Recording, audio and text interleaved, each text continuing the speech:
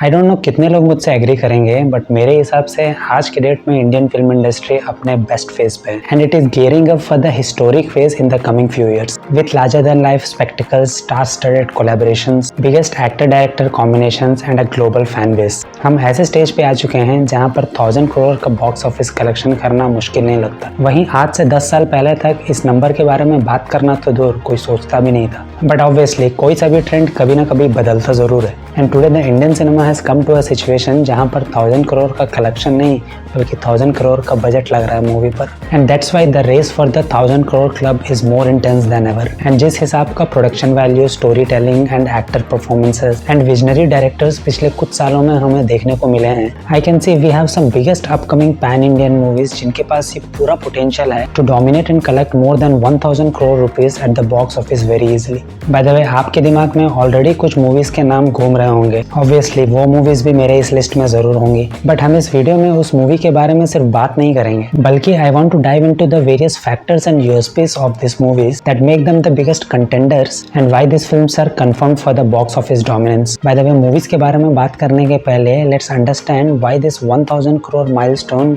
Is a real possibility for this movies.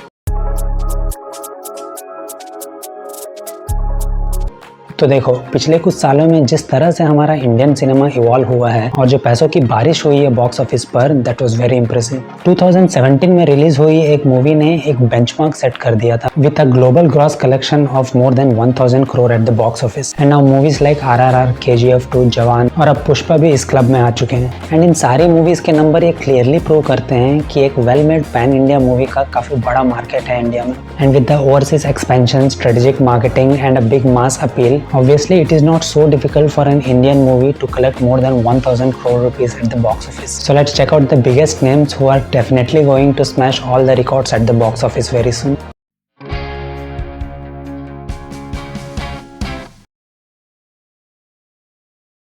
Twenty 2024 में release हुई हनुमान के मैसिव सक्सेस के बाद डायरेक्टर प्रशांत वर्मा जय हनुमान के साथ वापस ऑडियंस के सामने आ रहे हैं, जो कि मेरे हिसाब से डेफिनेटली एक गेम चेंजर मूवी होगी of the Indian cinema. But can this movie touch the mark of 1000 crore rupees at the box office and create a history? In my opinion yes, because जय हनुमान के पास वो सब कुछ है जो उसे एक ब्लॉकबस्टर मूवी बना सकता है। जय हनुमान के बारे में बात करने के पहले लेट्स अंडरस्टैंड कि एक्चुअल में इस मूवी की हाइप इतनी है क्यों and what exactly the previous movie achieved after it's release. सबसे पहली बात तो यह है, जो कि एक फैक्ट भी है, that the movies budget was only around 35 to 40 crore, but it went on to collect more than 350 crore rupees world wide at the box office. That means movie ने अपने बजट से लगभग 9 गुना ज्यादा कमाया है। एंड ये नंबर से यही प्रूव होता है कि audience are hungry, audiences actually भूखी है for these kinds of well crafted mythological and super hero stories that are told with a fresh narrative. And director Prashant Varma ने काफी बेहतरीन तरीके से हमारे एंशिएंट स्टोरीज को मॉडर्न एलिमेंट्स के साथ ब्लेंड किया है।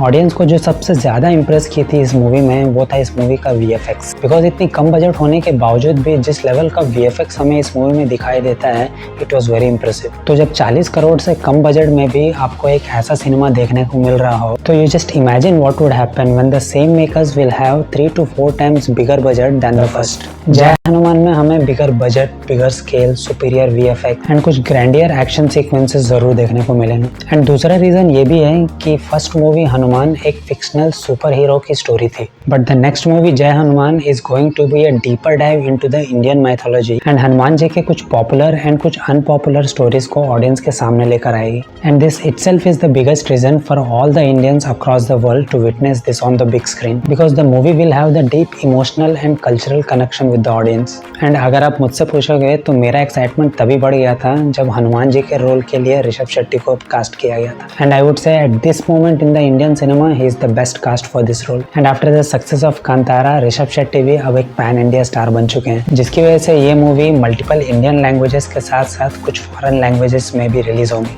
एंड इन सारे रीजंस की वजह से I am really confident that this movie will cross more than 1000 crore at box office. अगली है Ranbir Kapoor starrer and Sandeep Reddy Vanga directed movie Animal Park. And इस मूवी का बॉक्स ऑफिस पर धमाल मचाने के ऊपर किसी को डाउट भी नहीं होना चाहिए, because it's very evident and clear कि जब एक मूवी को जितना उसे अप्रिशिएशन मिला हो उतना ही उसे नेगेटिव रिव्यूज भी मिले, and after that also the movie could able to successfully collect more than 900 crore rupees at the box office, then you just imagine जब इस मूवी की सीक्वल आएगी तो ये बॉक्स ऑफिस का क्या हाल करेगी। I can say only one thing, that you may like or dislike the movie, but you definitely cannot ignore the movie and its success. And इस बार तो obviously it will be more deeper, darker and even more dangerous. Because पहली movie animal जो कि लगभग 3.25 घंटे की movie थी, it was not just a movie, it was an experience with a bold story, strong emotions and gritty violence. तो जब एक A-rated मूवी 900 करोड़ से ज़्यादा का बिजनेस कर सकती है, तो इस बार आप जस्ट इमेजिन करो with bigger budget, loyal fan base and इतनी ज़्यादा हाइप के साथ ये मूवी क्या बवाल करेगी बॉक्स ऑफिस पर। And by the way that is not the only reasons, बल्कि इसके अलावा भी कुछ ऐसे मेजर फैक्टर्स एंड एलिमेंट्स हैं जिसकी वजह से और भी ज्यादा एक्साइटमेंट है ऑडियंस में, that eventually convert into more footfalls in the theatres. पहला है the way first movie was ended with a cliffhanger, जो कि एक काइंड ऑफ टीजर था for the violent face off that we will see between both the Ranbir characters, जिसकी वजह से कई सारे fan theories already social media में फ्लोट होने लगे। और ये जो ऑर्गेनिक हाइप बिल्ड हो रही है अराउंड द मूवी, ये कोई मार्केटिंग टूल से कम नहीं है। एंड दूसरा सबसे बड़ा रीजन है Sandeep Reddy Vanga and his Animal universe, because audience के साथ साथ मैं भी काफी एक्साइटेड हूँ to see how Sandeep is going to explore all the lead characters and the dynamics among this characters. I know it will be more intense than the first half, but how much intense ये तो हमको movie देख कर ही पता चल पाएगा। But एक बात तो है कि संदीप रेड्डी वंगा का अपना एक अलग ही सिग्नेचर है, that is the perfect combination of emotion, violence and unpredictable story telling. And if his signature lives up to the audience expectation, then 1000 crore rupees will not be a dream, it will be a strong possibility.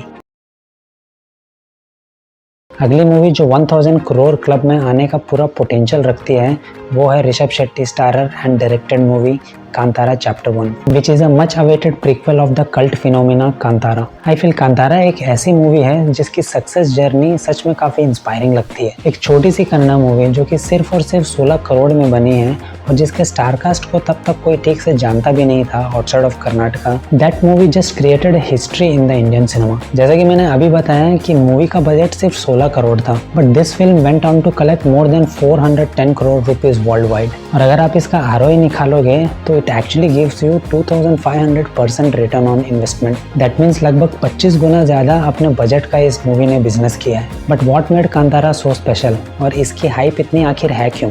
Actually it's very simple because जिस तरह से ऋषभ शेट्टी ने folklore, spirituality and nature को एक rooted story telling के साथ blend किया है, वैसा कुछ भी हमें इंडियन सिनेमा में तब तक देखने को नहीं मिला था। And on top of that Rishab Shetty का brilliant direction and outstanding performance in the movie. And one of the highlight elements of the movie is no doubt the whole climax portion at the end. Kantara सिर्फ एक successful movie नहीं है बल्कि it has become a cultural phenomena, because इस मूवी की वजह से कर्नाटका का फोकलोर एंड देव कोला के ट्रेडिशंस को मेन स्ट्रीम सिनेमा में जगह मिल पाई है। And it connects not only with the Kannada audience but also with the audience far beyond Karnataka. And जो कांतारा सेकंड पार्ट आ रहा है that is not the sequel बल्कि वो प्रीक्वल होने वाला है पिछले मूवी का, that delves into the origins of the legend. And इस बार मूवी कुछ डिवाइन कनेक्शंस, कुछ एंशिएंट सीक्रेट और स्पिरिचुअल पावर्स को एक्सप्लोर करने वाली है इस मूवी में।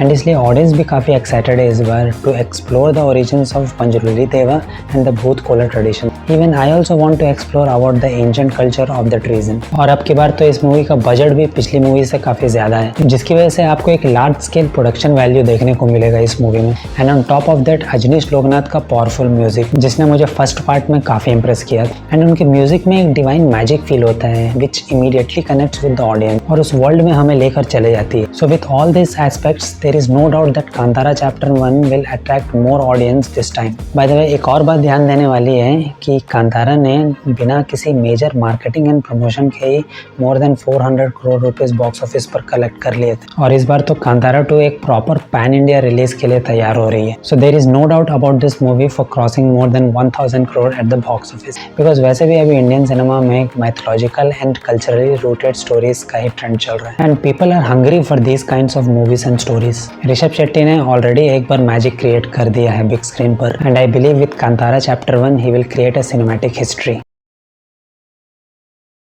क्या होगा जब one of the biggest pan India stars एक भूतिया हवेली में एंटर होगा, बट इस बार कोई तलवार या बंदूक के साथ नहीं, बल्कि with his swag, romance and his comedy. Yes, I am talking about Raja Saab, जो कि प्रभास की एक मच अवेटेड अपकमिंग मूवी है एंड ये एक रोमांटिक हॉरर कॉमेडी होने वाली है which is directed by Maruthi. और जिस तरह का एक्साइटमेंट और बज है इस मूवी को लेकर, आई वुड से it will shape into one of the most unexpected and exciting pan India films in my opinion. But सवाल ये है कि क्या ये मूवी 1000 करोड़ का मार्क बॉक्स ऑफिस पर क्रॉस कर पाएगी? And my answer would be a definite yes, because इसका सबसे बड़ा रीजन खुद प्रभास है। बिकॉज बाहुबली के बाद जितने भी मूवीज थी प्रभास की, वो कुछ खास कमाल कर नहीं पाई, बट स्टिल उन मूवीज ने बॉक्स ऑफिस पर ठीक ठाक कमा लिया था। इवन राधेश्याम और आदि पुरुष जैसी मूवीज ने भी डिसेंट बिजनेस किया था। So this clearly proves that no matter what the genre is, आज के डेट में प्रभास ही एक ऐसा एक्टर है who can pull the crowd into the theatres. और इस बार तो ही स्टेपिंग इनटू अ स्पेस जो कि कम्प्लीटली नया है and that makes it even more thrilling for the audience. And behind the camera भी हमें एक बेहतरीन टेक्नीशियन देखने को मिलता है, Maruthi, who is known for delivering some of the great mass family entertainers in Telugu cinema. And another biggest factor is that कि अब ऑडियंस भी प्रभास को एक अलग अवतार में देखना चाहती है, बिकॉज पिछले कुछ सालों में हम उसको सिर्फ सीरियस और इंटेंस रोल्स में ही देख रहे हैं, but this time Raja Saab is going to bring a romantic and comedy side of Prabhas. वैसे प्रभास का थोड़ा फनियर साइड हमने कल की मूवी में देखा हुआ है, but this time it will be in a full fledged movie. And at last अगर मूवी के स्टोरी में थोड़ा बहुत भी दम हुआ एंड डायरेक्टर मारुति का कॉमेडी सिग्नेचर हमें इसमें देखने को मिले, तो there is no doubt that this movie will collect more than 1000 crore. अब इस लिस्ट के जो अगली मूवी है उसे हम हर एंगल से एक पैन इंडिया मूवी कह सकते हैं, and that's why I feel there is no doubt in its entering into 1000 crore club.